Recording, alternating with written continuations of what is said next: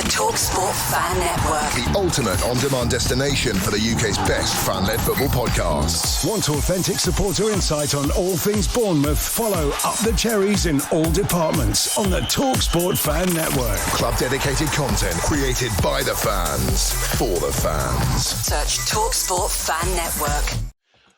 Welcome back to the show, all Cherries fans, and thank you for joining us here on Up the Cherries in all departments. Now, before we get going, hit the like, hit the subscribe, hit the bell button below. It helps this channel to grow.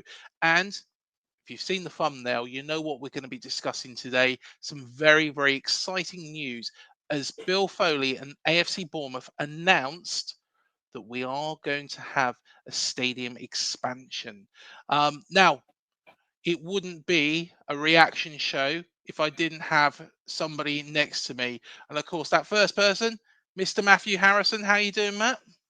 Yeah, all good, Craig. Yeah, looking forward to discussing the future stadium. And it's great to obviously have Malcolm and Sean with us as well to hear their views. So yeah, looking forward to it. Yep, definitely. And welcome back to the show, Sean. How are you doing? Yeah, not too bad. Definitely excited for the plans and that. It's going to be the first owner that I actually believe is going to get on with it. So, excited. Definitely.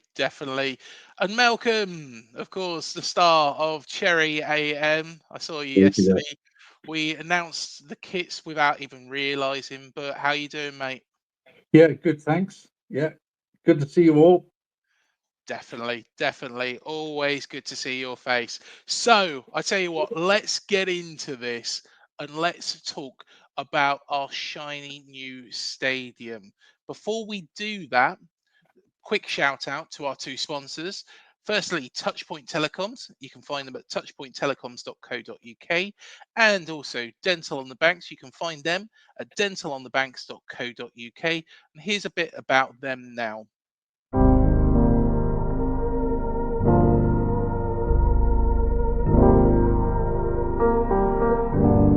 I should be like you, Mel.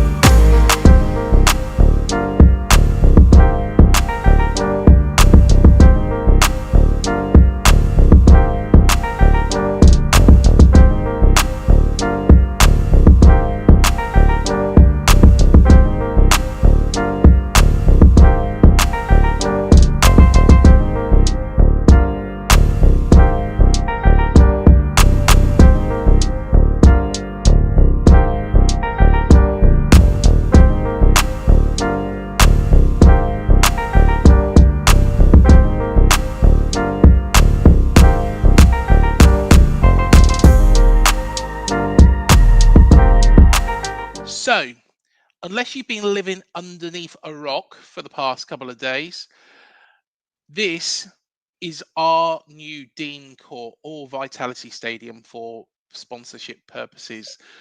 So, it's looking very, very, very impressive.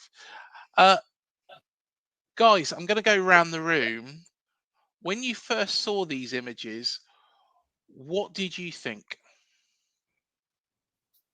Matt, take it away. Yeah, I was going to say maybe bring one of us in. You use our names. Yes. Then there's three of us here. We're all eager to talk.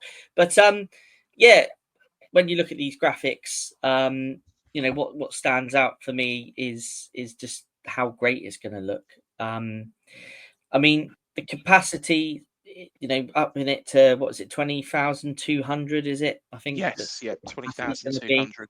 I think the key here is, well, with the amount of capacity that I know that we're adding, but the key thing here for me is it's not like these new modern stadiums where you're so far from the pitch. We're going to have even more of our fans on top of the pitch, which I think is going to be massively key for any sort of future success. Yeah, I mean, I think the look is very, very modern.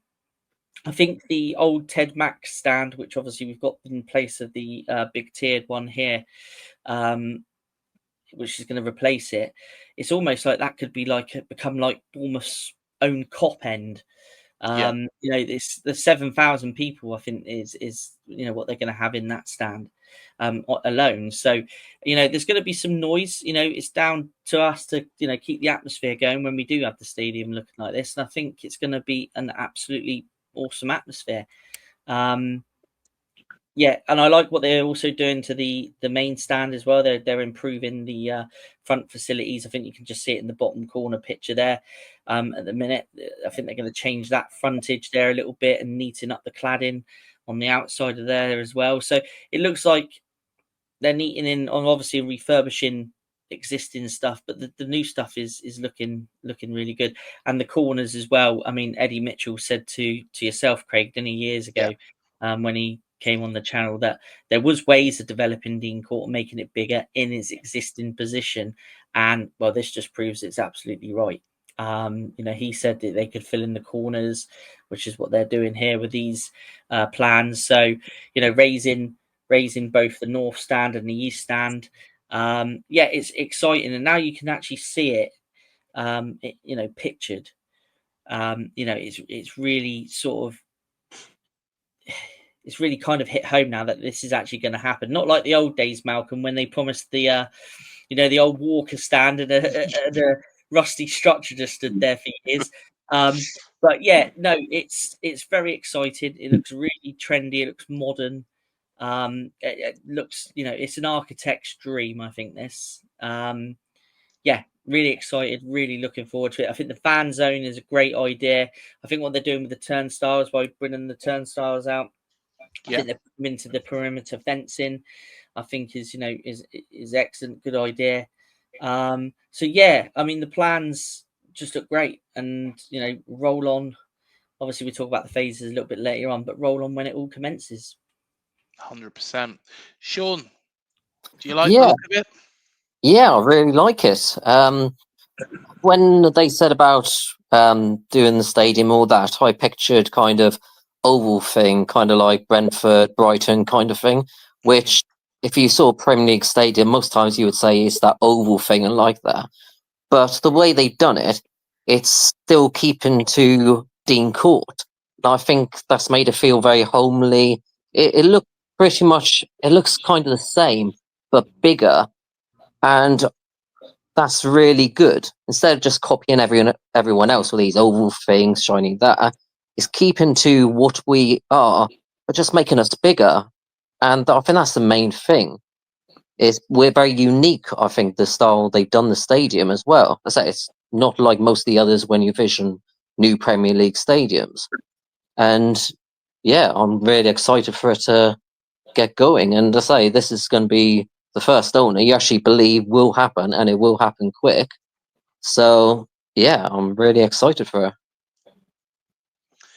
Malcolm, do you think that this is going to propel this football club, into a club which is going to continuously, and I know we've continuously played in the top flight for a number of years now, but going to really stabilize us and mean that, this stadium, let's be fair, if you go back to the League One, League Two days, would look completely out of place in League One, League Two. This is going to stabilize us in the Premier League, and at worst in the Championship, isn't it? Well, I think the goal is to remain in the Premier League anyway, with or without the stadium. What can I say? Matt hit on it a little bit earlier. Going back many years ago, it's something what we always dreamed of, and I'm still sort of pinching myself now that it's actually coming to fruition. Hats off to all the team for putting this on the table, getting the plan sorted. Obviously, it's an awful lot of work. Yeah. And what I really love about it is a traditional football ground, or a traditional English football ground, but modernized. So there's nothing that you can look at it and say, oh, this is sort of brand new, this, whatever, like you mentioned, the likes of maybe Brighton or other clubs, where they've had new stadiums built away from their old grounds and everything. this is a dream. It really is a dream for all Cherries fans, I think. Capacity wise, spot on. You know, you don't need to overdo it, and if there's the possibility to put more fans in, they've got the ability to do it later down the line. But it is, yeah, it really is superb. Of course, there has been some people, across the board, who have turned around and said that they'd like this shiny new stadium. This isn't really what we're getting, although it's a complete refurbishment. I'm sure that Bill Foley is going to eradicate the pink seats, and it's going to look really, really top notch.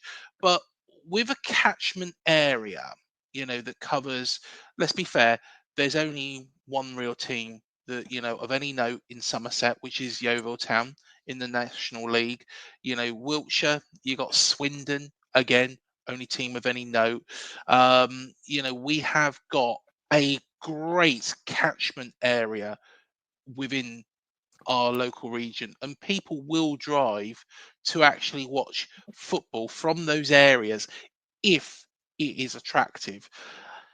Matt, is this stadium big enough for our ambitions? Because I'm sure Bill Foley, he wants to tap into America. Surely he wants to tap into the local area as well.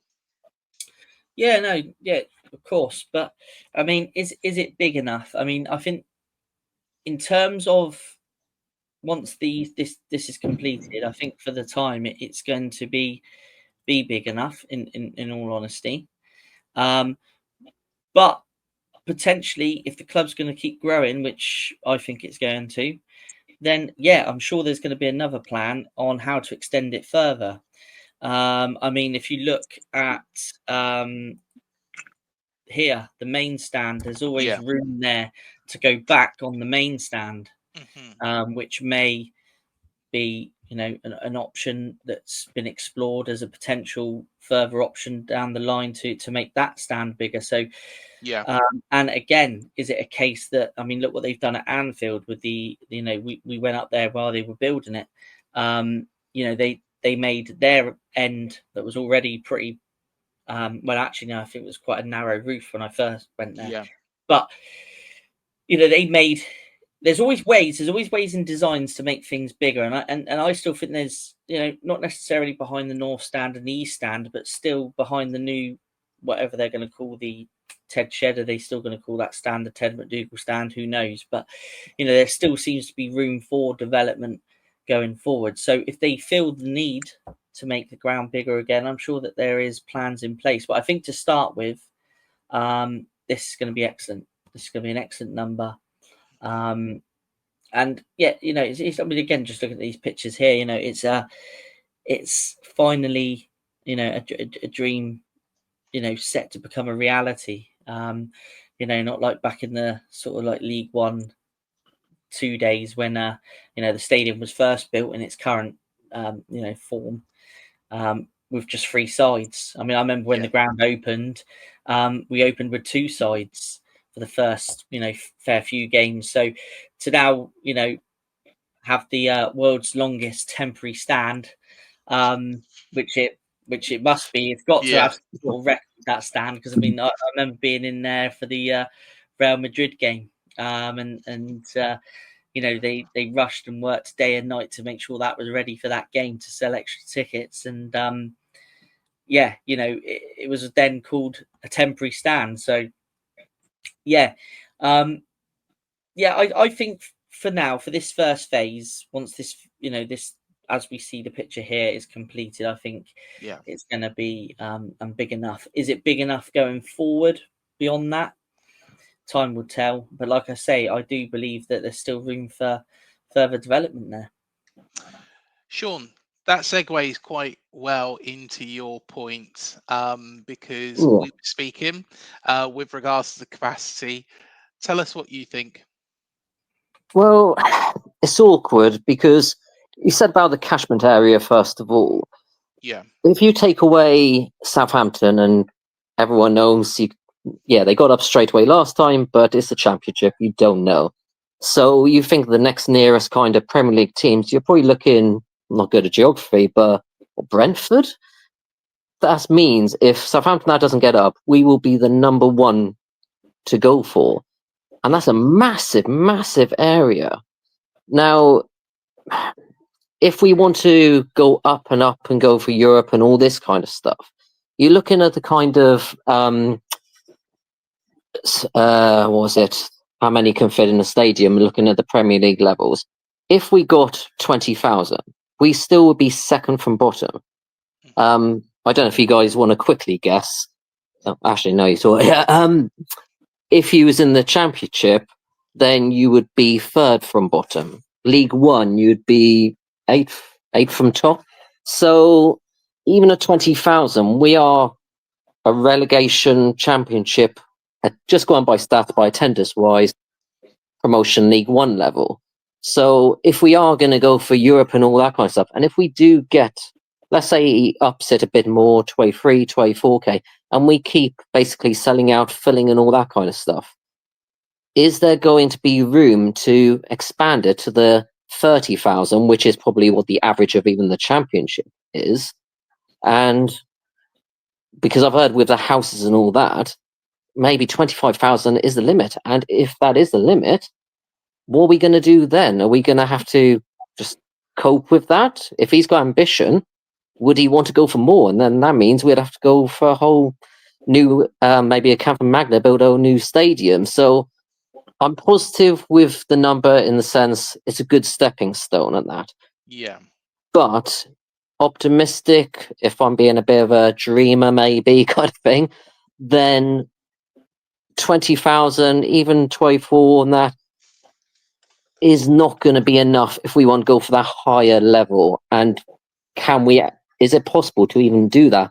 Say 30,000, which is middle of the Championship. Yeah, so good and bad points on it to me. Some interesting points there. But Malcolm, I'm going to come to you next. I'm going to be pessimistic here. Now, touch wood, this isn't going to happen. But, if we were relegated to the Championship, surely having a stadium of this size and being able to still fill every seat is better than having a big stadium with lots of empty seats. Look at MK Dons, even Southampton, let's be honest, they don't fill out their stadium all the time. You can name loads of clubs, Blackburn, yeah. Wigan. Last season, I got a stat on that actually. Southampton filled 95.3% was the average attendance. But are they going to fill anywhere near that? Malcolm, do you think that this is better to have a stadium of this size and not have any empty seats, should the worst happen? So the guys have done their business. That's why they're going for this 20,000, 20,000 plus. The people waiting on a waiting list for a ticket, the people that have applied, all the data is all been fed in, so they know exactly what numbers they're talking about. Basically, it means that for every home game, it'll be sold out. That's the plan. Obviously, you're going to have hospitality and everything on top of that, and the branding and shop and everything else. Perfect. And I don't talk about relegation, Craig. I'm very optimistic, and we're here to stay. And it is a huge project what Bill Foley's taken on, and him and his team. So far, so good. They're true to their word, and it's doing bit by bit. What's the phrase, Matt? Trust the process. Trust the process, yeah. And then, obviously, once it's completed, phase one, they will analyze once again all the data that's coming in, and they'll know exactly how many seats they need. Why go for 30,000 when maybe maximum 26 would be enough? Just as an example, by the way. So phase one, and then we'll see where it takes us. So I'm not running years ahead. Certainly, I'm just so impressed. with what's in front of us now, what's coming in the next couple of seasons, brilliant, bring it on. But that's my view, that they want to fill the stadium for every home game, and I can't see that not happening. Well, I'd say if that's gonna happen, then where's that? If you keep seeing 26,000 season on season kind of thing, is there going to be that room to keep expanding? I mean, that's what I'm concerned about. I'm sure they've got plans and all that kind of stuff, and Foley we trust and all that. But yeah, that's the only thing. The thing is, it's business, isn't it, as well? So, and us as fans, obviously, it's opinionated. Lots of people say, "Oh, what about these graphics we saw online?" I mean, it was just a load of rubbish, really. But this is the real deal coming out now. Happy with it, more than happy with it. And like I said before, it's exactly what they plan to do. Don't knock it. And I'm certainly not looking 5 years, 10 years down the line. They'll probably cross the bridge when it comes, and they'll always have a plan B ready. Very clever people. So, yeah, take it as it comes and just go, thanks very much. Let's have some more. And when the time's ready, you'll have some more. Positive vibes this end. Well, of course, with this stadium, being expanded, there is the possibility of more season tickets being sold. Eventually, of course, season tickets have been on hold since that championship promotion winning season, and we've been the first time round. Matt, can you see the football club opening up season tickets for this new stadium, or do you think it's going to be again on a ticket by ticket basis? I think Jim Farola has even spoken about that. The potential for opening up for more season tickets. I think once everything is in place and ready to go, it might be a case that they may release another couple of thousand season tickets. So yeah, who knows? But I know it's very much on Jim's plans, and I can't see why they wouldn't. I just think what is good. I mean, it's good if that becomes available. But what I do think is even better is that people that are waiting to come to see games will be able to get in there and see games. I mean, when I was a kid growing up, everybody loved, all the big teams, supporting all the big teams. And now it's great seeing kids running about with, their Bournemouth shirts on and things like that. So it'd be good to get all the youngsters and the new fans into the ground as well. Give them some more opportunity to come and support their local club, which is, a fantastic thing to see now. I think for me, that is really key, is to give people more opportunity to be able to get into the stadium to see games. I mean, there's a lot of fans as well. I mean, there's some fans I know that used to go years ago, League 2 days and things like that, but that now can't get a ticket. So, it'd be good to get some older fans back in there that maybe haven't been able to get tickets anymore, and, because of the point system. And it'll also be good to get new fans in as well. I think that's more key for me personally than, more availability for season tickets would be great. But I think what's key for me is to, this opens up the door and gives more people opportunity to get tickets and, see Bournemouth in the Premier League. And staying with you, Matt, on that actually, because it's quite an interesting one. Of course, we are trying to attract more fans. Our fan base is only so big. We're not a very big football club as it stands at the moment, but we are trying to reach into other areas as we are abroad. What is going to attract, somebody to choose Bournemouth over another club in the local area? Let's go with Southampton. They are down the road, but what is going to attract them to Bournemouth? Say, for example, a fella from Frome or a man from Marlborough. What is going to attract them to come and watch AFC Bournemouth over Southampton in this stadium? Wow, I think that's quite an easy answer, really, isn't it? And that's the style of football. Well, yes, yeah. if you've got Andoni still managing when this is all complete, which is what we all hope, and hopefully with this vision he can see now and will want to stay long term at this football club. I think that's a no-brainer, to be honest. There's nothing worse than having, you know, a great stadium or something that's going to look like this and then play crap football. Look, the facilities are going to be great. Match day, what's the word I'm looking for? The match day experience.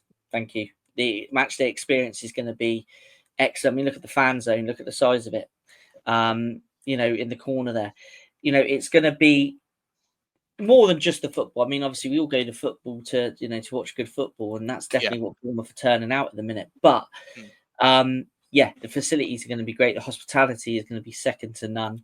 So if you like all that kind of stuff, yeah, why wouldn't you come to Bournemouth? I mean, I've never done hospitality at Southampton or any other stadium apart from Wembley, to be honest. So, you know, I can't really comment on what other hospitality is like in other stadiums. But from the way the Americans do things with hospitality, which is what is very you know, important to them in, you know, customer service and hospitality, I think the match day experience, whether you're just going to be in the stands, whether you're going to be in, you know, the hospitality areas, whether you're a special guest or whatever, is going to be, you know, fantastic. But yeah, I think for me, it's definitely going to be that the football for me is the main attraction.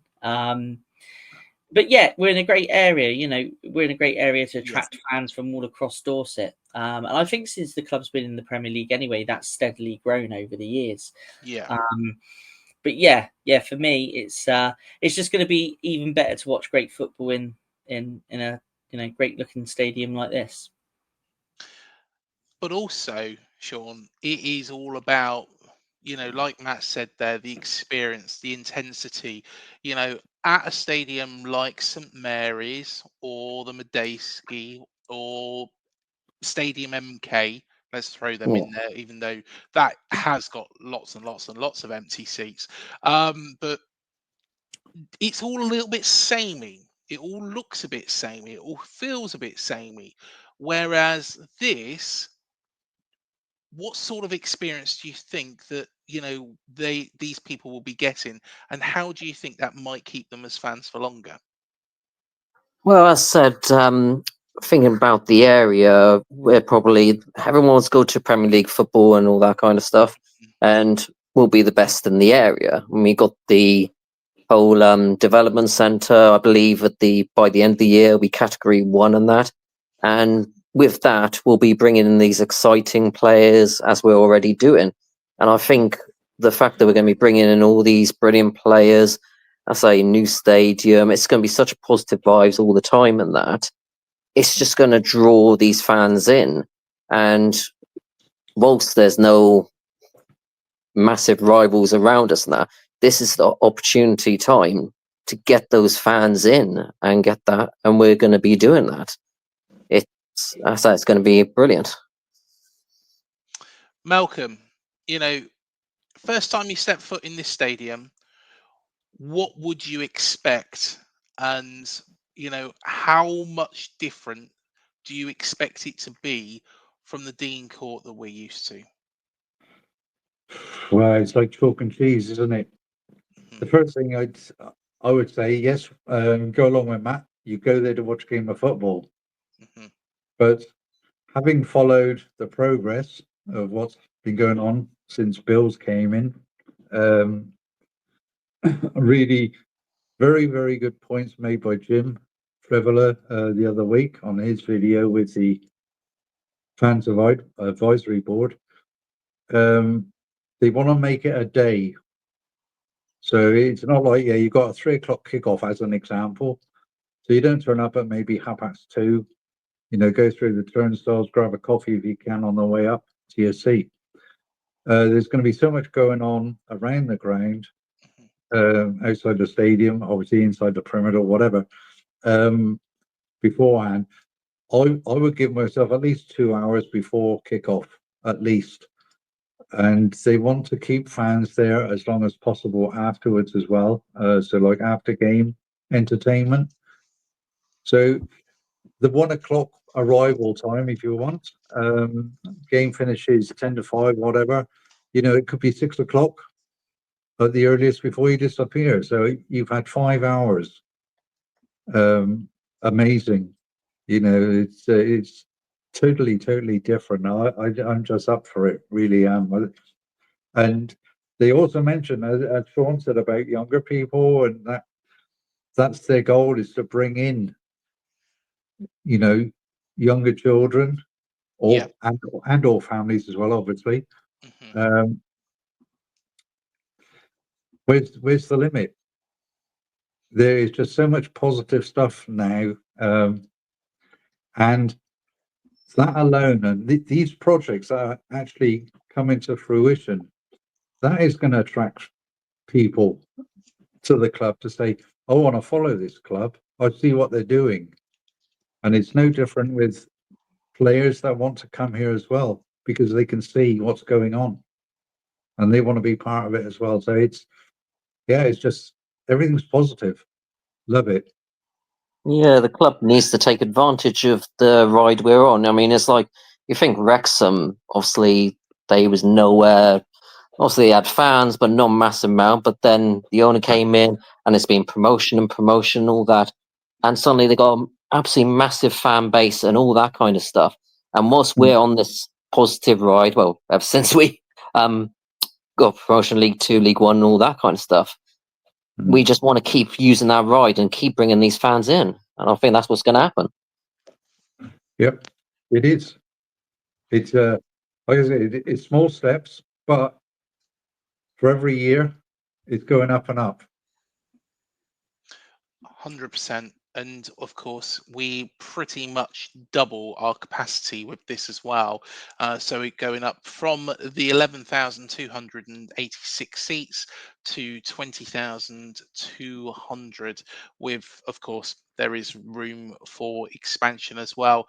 Matt, you'll probably be able to see as well on that image, there is on the next to the Ted McDougall stand, or the new Ted McDougall stand, whatever they're going to call it, there is the fan zone as well. What do we expect actually in the fan zone? Is this going to be more aimed at younger fans? Is it going to be more aimed at supporters like mine and your age? Or is it going to be something completely different, very Americanized? I think it's going to be aimed at everybody. To be quite honest, I think they're going to have stuff in there for the kids. They're going to probably have beers in there for the adults and alcohol, and who knows, they might put a screen in there, because obviously, if we're on a Saturday 3 o'clock kickoff, there's always the 12 o'clock kickoff. There'll be a whole host of things in there, and like what Malcolm said, it's key to bring people in early and keep people in after the game. The fans. I mean, I imagine it to be something similar to the vibe that we've currently got outside the ground now, but even better. Who knows? I don't think there's. I think there is a picture somewhere of inside the fan zone. I don't think I managed to grab it, but it looks like from the picture I've seen that it's going to entertain all generations, all ages.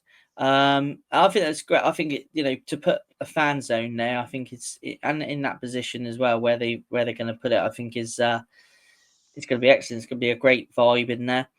It's going to be a great atmosphere. I think this this whole this is why I said to you earlier, it's an architect of atmosphere, because with us being so close to the pitch as well from the stadium point of view, the atmosphere is going to be rocking in there, and and it's going to get people in the mood as well. Things like fan zones, it's like Craig. We all go together, we all meet up.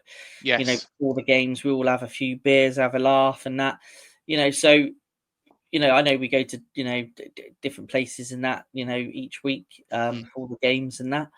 But who knows? Maybe that might be our permanent, meeting place going forward. Once it's all up and running. So, I just think it's a fantastic idea, and it's going to cater for everybody. Well, I tell you what. Let's talk about the vision moving forwards for this new stadium. So, this is the vision. The expansion and improvement of the stadium represents a major milestone in the club's history and its stated journey to be a top of performing club in the Premier League. Increase of the capacity is approximately 20,200, enhancing the matchday experience to achieve full compliance with the Premier League and UEFA standards. So, of course, there was all that talk about potentially not being able to compete in Dean Court in Europe if we got there. We've seen some harsh, you know, well, very, very harshly handed out to Crystal Palace. Of course, this completely clears that. We also strengthen the community impacts as well, implementing cost-effective, low disruption solutions during the redevelopment. I shall continue. So the plan is going to be the new stadium perimeter fence line, including the relocated turnstiles with a new ticket office. You probably saw it on one of the images a little bit earlier on, just by that fan zone as well. Demolishing the existing south stand and building a new grandstand, which is circa 7,000 capacity, so pretty much like a cop. It's going to be a bit bigger than our temporary stands at the moment, guys. We're also going to infill all 4 stadium corners to create additional general general admission. Capacity of those changes is going to be around about 1,440, so that's in the corners.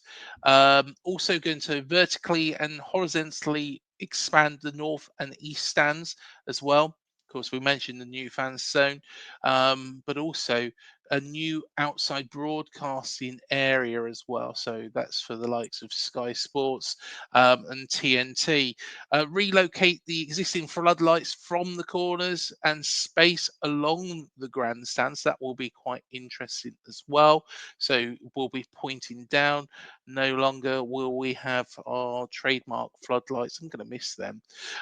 Partial rerouting of combined pedestrian cycle routes, as well as you probably know, behind the TED shed, there is a cycle route behind there that is going to be rerouted. An optimization of car and cycle parking layout with amended vehicle circulation routes. So, of course, vehicles will be rerouted in a different way, maybe might make entrance and exit of the stadium a little bit easier as compared to what we have at the moment. So this is the phases. So the first part is going to be the enabling works, the new stadium perimeter fence line and the turnstiles, the ticket office, small scale extension to the west stand, initial refurb of the east and west stands. Now that is going to pretty much keep the stadium capacity at a similar amount, and that's going to be done by March 2026. Then we are going to see the new south stand with the infill of the corners as well. So the Ted McDougall stand with the big new grandstand, we're going to see that it does look absolutely lovely. It looks like a spaceship compared to the existing one, and that is going to put the capacity up to 17,296. With the final phase, if the expansion of the north and east stands, putting it up to the 20,200 mark. They put 196 there, and yeah, there's going to be an increase there. And as I did say some time beforehand as well, there was talks where you could actually walk underneath the stands, as opposed to by the side of the stands around the north. It appears that there is going to be those walkways underneath the stand, as was initially projected. So yeah, that information seemed to be correct in the end. So there we go, there we are. So guys, so that is the stadium updates given by the club. Let's go around the table. Let's start off with Malcolm. how excited are you for that first game of what we expect it to be opening on the 2027-28 season? I wish I could get a ticket. You will, Malcolm. You will, because there's going to be 20,000 of them now. Absolutely excited. I mean, 2 years is not much time, is it? Mm-hmm. To be honest with you, 2 years it flies by. So phase one is going to be done with, just over a year. Brilliant. Absolutely brilliant. I just can't find enough superlatives. Anyway, I'll pass the buck on now. Come on, Sean. Sure, it's your turn. Malcolm was pointing the wrong way, but it's probably the camera. It's actually it's that way. Yeah. Go, your turn, Sean. What do you reckon? Yeah, I'll be super excited when I get to go in there. Admittedly, I got a feeling I won't be able to get into the first game because I said 20,000, especially first of all, it'll be sellout and that kind of stuff. And I would love to go to every game, but I don't get all the points, so I'll be very surprised. But as I say, when I go in there, especially going into it reminds me of kind of like Newcastle's stadium, which I do need to go to that ground. That's one of my 3 that I need to still go to. I'll be looking forward to going up there, and from the height, it'll be a bit of a change than what I'm used to at Dean Court. Definitely, 100%. It's going to be a bit weird, isn't it, Matt? Of course, we sit right at the back of the TED shed as it stands at the moment. Are we going to sit right at the back of this one? I hope not. It's going to be quite high up. Yeah. No, but wherever you sit, I think you're going to get a great view, to be quite honest.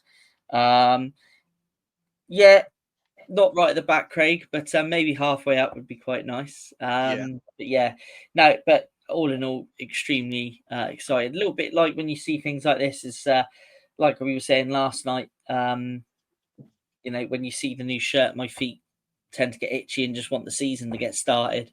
It's a little bit like this, you're seeing these plans and you just kind of want it built. But I know what I will have to do. I'll have to make sure I quickly build my little Lego model my wife bought me a few years ago, because it's going to be pretty much out of date soon once this new one's built. So I'm sure there'll be another one out with the new stadium. But extremely excited. And yeah, bring it on. Do you know what? I'm going to ask for a Lego stadium now, a Lego Dean Court, because, before this new one's built, and then I will ask for another Lego. To be honest, I'm useless at doing Lego. I'd probably just give it to my son. He can build it. But yeah, I am really looking forward to this. I'm looking forward to, and do you know what? I've said all along, I never wanted one of the soulless bowls. I'm so pleased we haven't got one of them. I'm so pleased that we have got the traditions still intact. We've got the stands, that just are bigger.